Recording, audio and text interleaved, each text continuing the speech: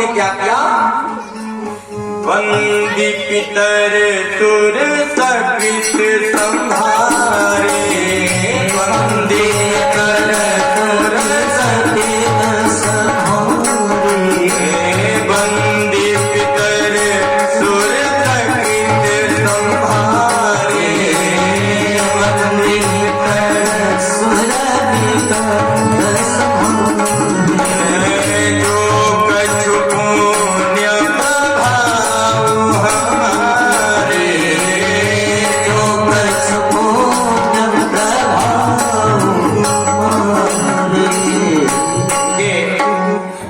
प्रभु श्री राम जब धनुष को तोड़ने गए तो कहे कि हे पितर, हे हमारे पूर्वज, अगर आप लोगों ने कोई पुण्य किया है तो आज उसका फल मुझे मिलना चाहिए। मैं अधिकार पूर्वक कह रहा हूँ और साथ ही साथ निवेदन भी कर रहा हूँ कि आप लोगों ने जो धर्म किया है उस धर्म में से थोड़ा सा हमको दे दीजिए कि मैं धनुष उठाने में सक्षम हो जाऊं, आप लोगों के कुल का नाम रोशन करूं। ऐसे ही आप भी हाथ जोड़ के अपने पूर्वजों से विनती करेंगे कि हे हमारे पूर्वज, हमारे आने वाले पीढ़ियों में भी ऐसे ही धर्मावतार लोग होते रहे, ऐसे ही हरि कथा का आयोजन होता रहे। जब जब घर में कुछ आयोजन हो तो धर्म ही की आयोजन हो, कभी अनर्थ का आयोजन न हो। इसीलिए साधक ने कहा, जो पेड़ हमने लगाया है, जो पेड़ हमने लगाया पहले, जो पेड़ हमने लगाया पहले, जो पेड़ हमने लगाया पहले, जो पेड़ हमने लगाया पहले, जो पेड़ हमने लगाया पहले, उसी का फल हम अब पा रहे हैं, उसी का फल हम अब पा रहे हैं। रचाए सृष्टि को जिस प्रभु ने, वही सृष्टि चला रहे हैं। रचाए सृष्टि को जिस प्रभु ने, वही सृष्टि चला रहे हैं।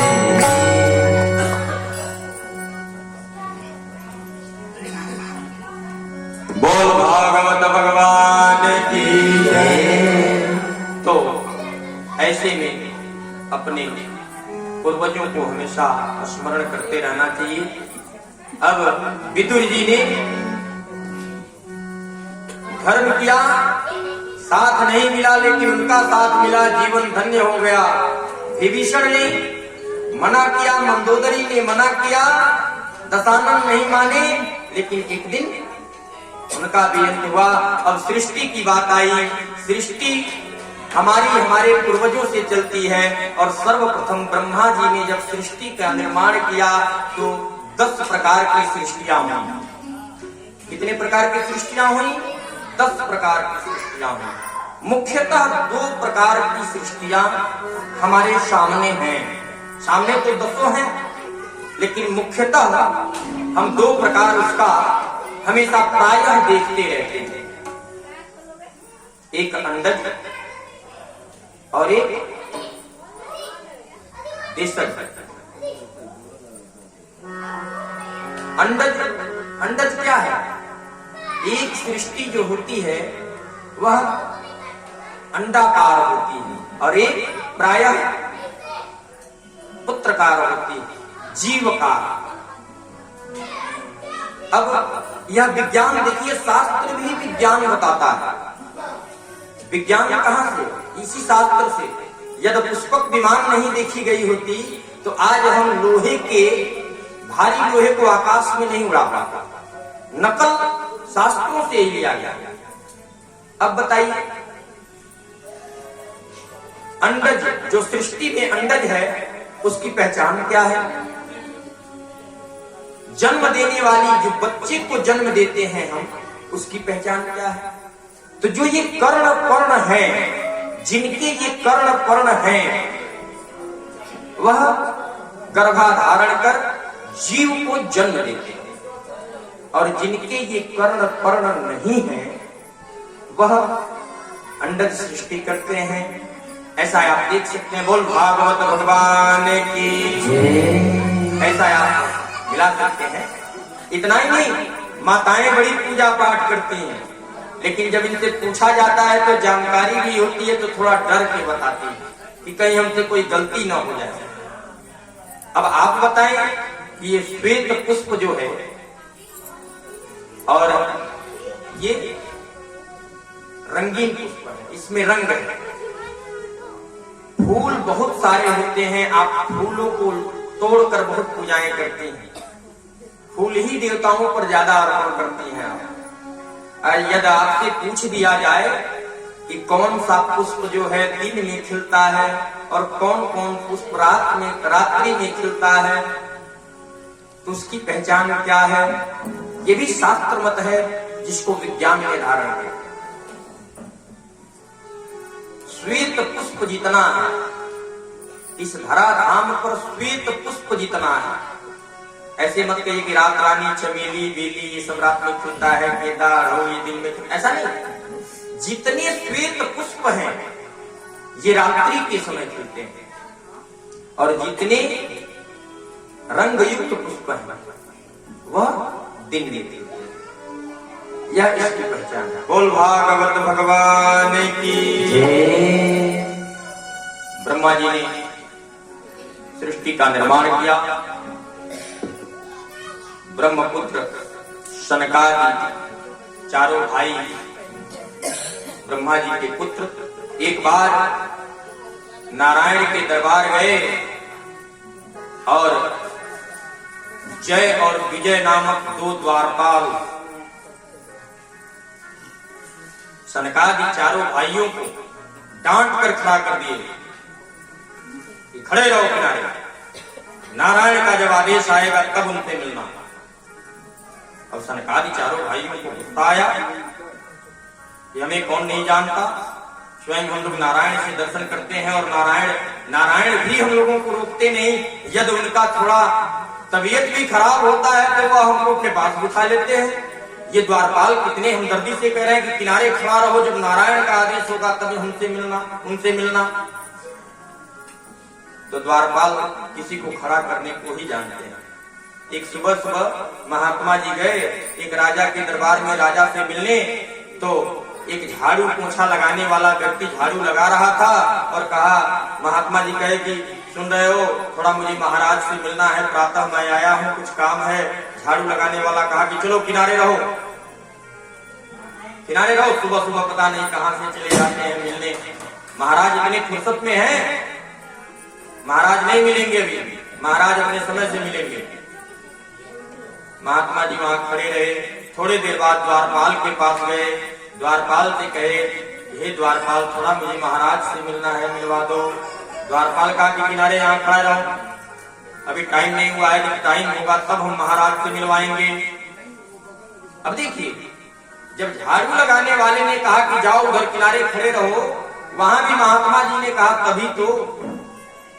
और द्वारपाल ने जब कहा कि किनारे खड़े रहो, जब टाइम होगा तो महाराज से मिलवाएंगे, वहां भी महात्मा ने कहा तभी तो। अब थोड़ी देर और व्यतीत हुए, वह मंत्री के पास गए, मंत्री से कहे महाराज से थोड़ा मिलना था। मंत्री कहे वहां चुपचाप बैठिए, जब वो आएंगे तो उनसे मिलिएगा। वहां भी महात्मा जी ने कहा तभी तो। अब दोपहर का समय हो चला। दोपहर के समय में जब पहुंचे महाराज, तो महाराज महात्मा को देखते कहे कि महाराज आप कब से आए हैं, बड़े वृद्ध महात्मा हैं आप, पहले आप चाय पानी करके जाइए, कुछ नाश्ता कर लीजिए, उसके बाद आप अपनी बात बताइएगा। वहां भी महात्मा ने कहा तभी तो। अब नाश्ते हो गए महात्मा जी से, तब महाराज ने पूछा कि हे महात्मा बताइए क्या कह रहे थे। तब महात्मा ने कहा नहीं ऐसे कुछ नहीं, आपके दर्शनों की इच्छा थी, इसीलिए प्रातः मैं आया और बड़ा सौभाग्य है कि आधे दिन में ही आपका दर्शन हो गया। अब महात्मा जी चले गए। महाराज उपस्थित हुए थे तो ये चारों लोग इकट्ठे हुए थे, झाड़ू लगाने वाले, द्वारपाल भी, मंत्री भी और स्वयं महाराज भी। अब झाड़ू लगाने वाला कहा, महाराज मुझे एक बात समझ में नहीं आ रही, प्रातः वह मेरे पास महात्मा आए थे और मैं कहा कि किनारे खड़े रहिए और जब टाइम होगा, जब समय होगा तब महाराज से मिलिएगा। तो उस महात्मा ने हमसे भी कहा तभी तो, द्वारपाल भी कहे तो द्वारपाल से भी उन्होंने कहा तभी तो, मंत्री कहे तो मंत्री से भी महात्मा कहे तभी तो, और आपसे भी कह दिए तभी तो, और कहे कुछ नहीं, चले गए। महाराज ने इसकी जानकारी ली, अपने दरबार में कवियों को बुलाया। पहले दरबार में दरबारी कवि हुआ करते थे। तब उसका अर्थ निकला कि जो झाड़ू लगाता है, जब वह कूड़े करकट को इधर से उधर फेंकता है, वह कूड़े करकट से ज्यादा कुछ जानता नहीं है। तो वह दुनिया में कोई आएगा उसको कूड़ा करकट ही समझेगा। और जो द्वारपाल है, छड़ी लेकर खड़ा रहता है, तो वह बैठने को कभी जानेगा। तभी ने कहा कि महात्मा जी को कि आप किनारे खड़े रहिए।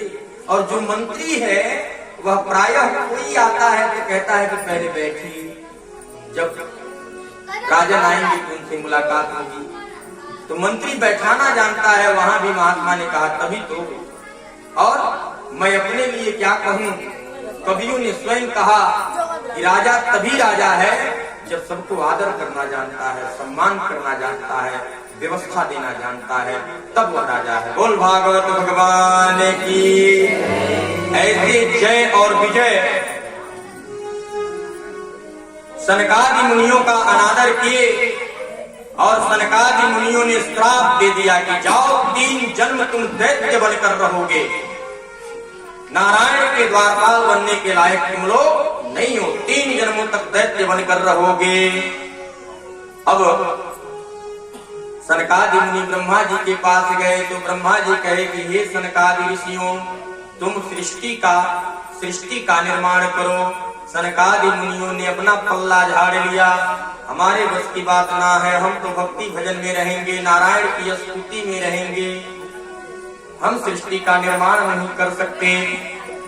तब ब्रह्मा जी की भृकुटी घूमी और अपने भृकुटी को उन्होंने झाड़ा और जो ही झाड़ा उसमें से रुद्र देवता प्रकट हो गए। बोलिए रुद्र भगवान की।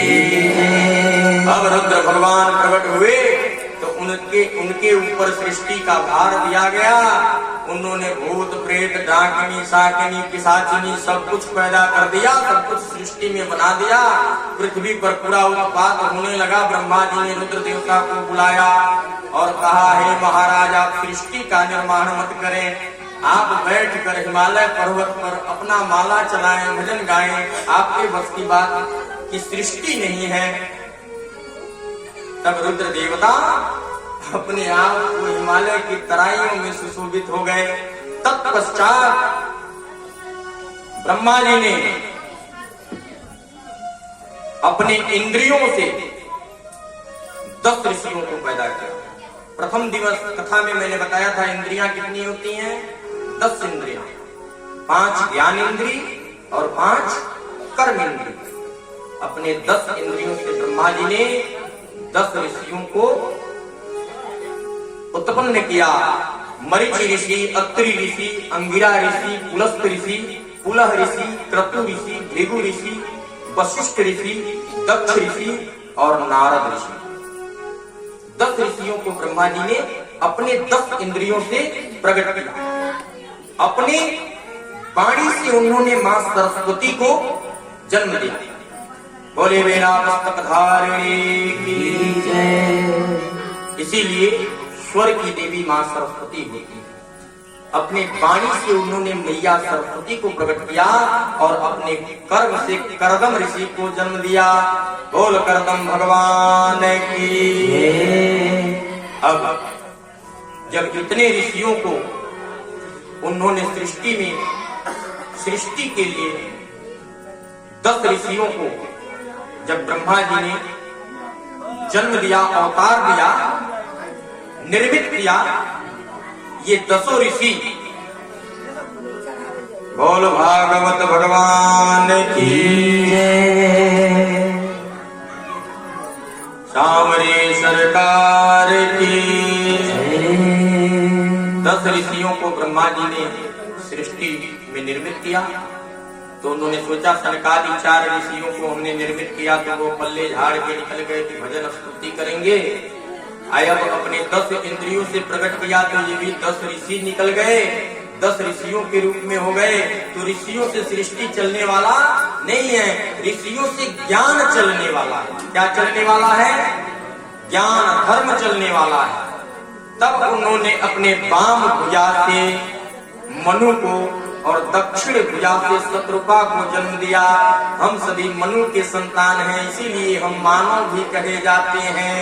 बोल मनु भगवान की। अब मनु और शत्रुपा को जन्म दिया, इनसे सृष्टि की विस्तार हुई।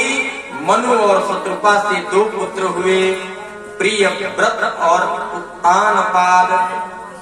मनु जी से सर्वप्रथम 2 पुत्र हुए, प्रियव्रत और उत्तानपाद, और इनकी 3 बेटियां भी हुई, आकृति, देवहूति और प्रसूति।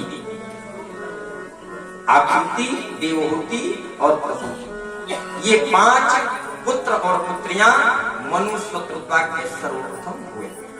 जिसमें देवहूति जो थी, इनका विवाह कृतम जी से हुआ।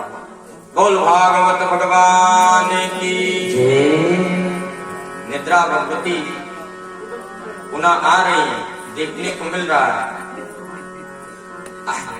आइए अपनी आंखों में, जिस आंखों में निद्रा भगवती आ रही है, उन आंखों में हम नंदलाल को बसाते हैं। नैना अंतर्याव तू ज्यों मैं नैन झपेऊं, ना तुझ देखन और को ना मैं देखन देऊं। हे प्रभु कन्हैया, आप मेरे आंखों में आ जाओ। निद्रा भगवती आ रही है, आप आ जाओगे तो ना मैं दुनिया को देखूंगी और ना तुझे किसी को देखने दूंगी, क्योंकि मैं तुम्हारी भक्त हूँ और तुम्हारी भक्ति में मैं इतना लीन हूँ कि मैं तुम्हें शीघ्र ही देखना चाहती हूँ, और जब तुम्हें देख लूं तो मैं दुनिया को देखना नहीं चाहती। निद्रा भगवती हमें बड़ी परेशान कर रही हैं।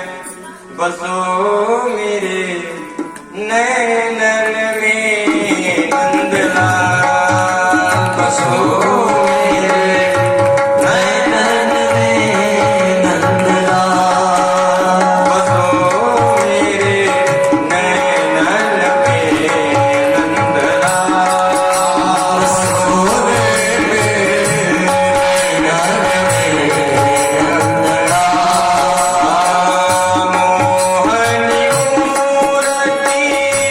सावरी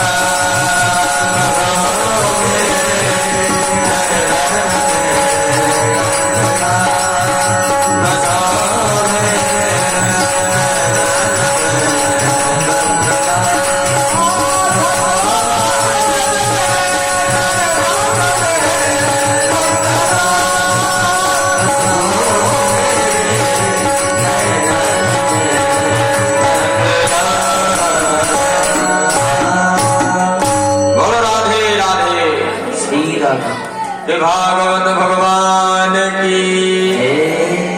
मनुष्य कृपा से 3 पुत्रियां और 2 पुत्र हुए, लेकिन ब्रह्मा जी के जो सबसे बड़े ऋषि थे मरीचि जी, उनके कश्यप जी हुए और कश्यप जी की 5 पत्नियां हुई। कश्यप ऋषि की 5 पत्नियां हुई, दिति, अदिति, दनु, काष्ठा और सुरसा। जिसमें जो दिति थी वो दैत्यों की मां थी। परीक्षित जी ने पूछा सुखदेव भगवान से कि महाराज ये हिरण्याकश्यप और हिरण्याक्ष किसके पुत्र थे? तब परीक्षित जी ने बताया कि मरीचि के कश्यप और कश्यप की 5 पत्नियां और 5 पत्नियों में जो दिति थी वही इन 2 दैत्यों की मां थी। और ये दोनों दैत्य वही थे जो सनकादि मुनियों से श्रापित जय और विजय थे। 3 जन्मों में वह दैत्य बनेंगे ऐसा श्राप उनको मिला हुआ था। और महाराज जब कश्यप मुनि सायंकालीन की बेला में, गोधूली की बेला में, गोधूली समझ रहे हैं ना आप लोग? सायंकालीन, न रात ही हुआ हो और न दिन ही हो, गोधूली के समय कश्यप जी अपने आसन पर बैठे थे, अपने ब्रह्मलीन तपस्या में साधना कर रहे थे। उसी समय दिति पहुंची, कामक योग इनके अंदर जागृत हुआ और कश्यप जी के पास पहुंची। कश्यप जी ने कहा कि देवी गोधूली के समय आहारम मैथुनम निद्रा स्वाध्यायात् विशेषतः, कुछ कार्य ऐसे होते हैं जो गोधूली के समय नहीं होते। जैसे आहार, भोजन ग्रहण गोधूली के समय नहीं किया जाता।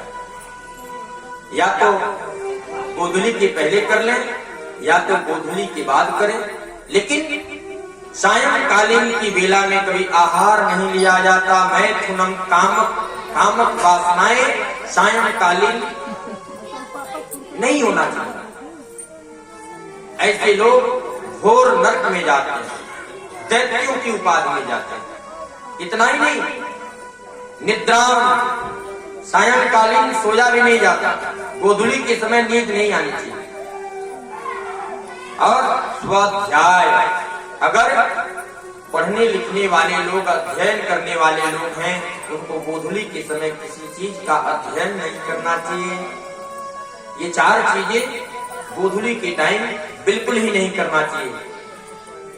जब कश्यप जी ने ये कहा तो दिति डर गई और डर जाने के कारण 100 साल तक, 100 वर्षों तक इनके कोई पुत्र नहीं हुए।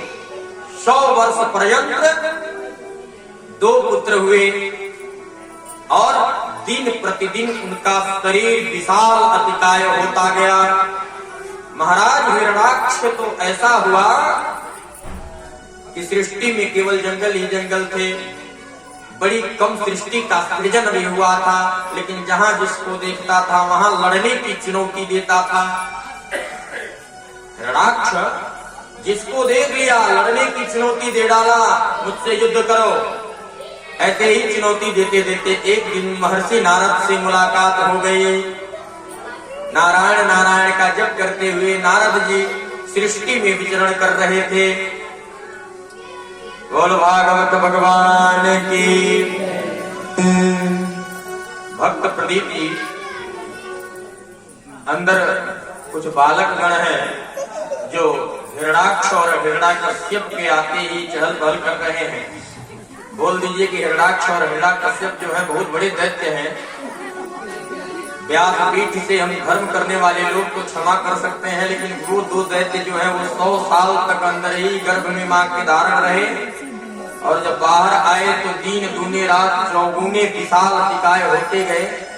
बच्चों पर बोल भागवत भगवान की जय।